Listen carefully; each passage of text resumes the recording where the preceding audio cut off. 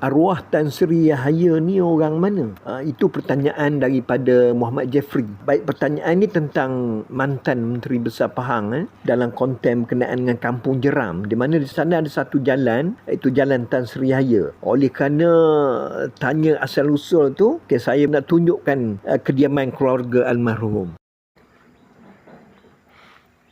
Itulah rumah keluarga Allahyarham Tan Sri Yahya.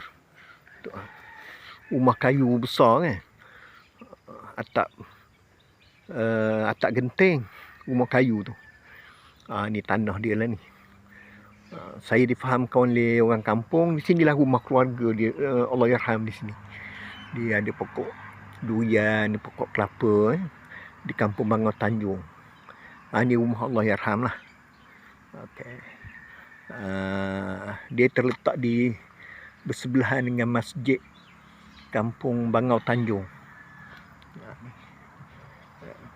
Saya nak rapat ke situ tu pasal semak sangat ni kan, kita bimbang ada binatang bisu dan sebagainya ya. Ni tapi kalau dari jalan tu mungkin lebih jelas lah. Ini dari masuk ikut pagar masjid. Tak tahulah siapa rumah ni dapat ke siapa, setelah dibagi faraid, siapa yang dapat rumah ni. Okey, itu saja.